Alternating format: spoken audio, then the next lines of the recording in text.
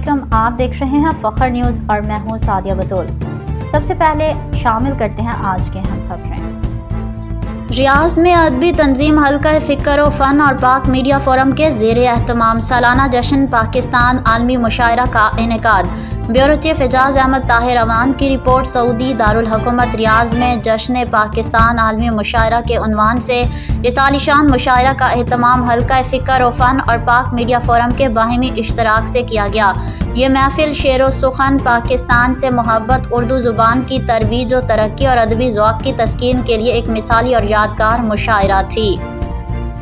اس ادبی نشست اور مشاعرے کے مہمان خصوصی نامور شاعر علی زریون تھے اور دیگر معزز مہمان شعراء کرام میں نامور مزاح گو شاعر احمد سعید، معروف پنجابی شاعرہ طاہرہ سرا، نوجوان ابھرتی ہوئی شاعرہ ماہ نو شامل تھے، جنہوں نے اپنے خوبصورت کلام سے محفل کو چار چاند لگا دیے۔ اس کے علاوہ سید طیب رضا کاظمی، آفتاب ترابی، غزالہ کامرانی، مسعود جمال اور کامران حسانی جیسے ممتاز میزبان شعراء نے اپنی منفرد شاعری سے سامعین کو محصور کیا، جبکہ دیگر شعراء کرام میں وسیم ساحر، ذواق علی ذکی، حمزہ کیس اور ظفر اقبال خان شامل۔ جشن پاکستان عالمی مشاعرہ کی صدارت عالمی حلقہ فکر و فن کے مرکزی صدر اور معروف شاعر وقار نسیم وامق نے نہایت ذمہ داری سے سر انجام دیے، جبکہ نظامت کے فرائض نامور شاعر آفتاب ترابی نے بخوبی سر انجام دیے۔ آفتاب ترابی نے اپنے منظوم نظامت سے خوب داد و تحسین حاصل کی۔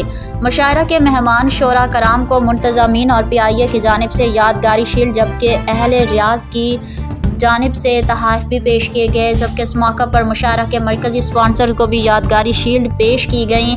مشاعرہ سے قبل صدر پاک میڈیا فورم ذکاء اللہ محسن، چیئرمین الیاس رحیم اور وائس چیئرمین حلقہ فکر و فن عدنان اقبال بٹ نے مشاعرہ کے شرکاء سے خطاب کیا، جبکہ تقریب کا باقاعدہ آغاز تلاوت قرآن پاک سے واحدیہ نعت قلب عباس نے پیش کیا۔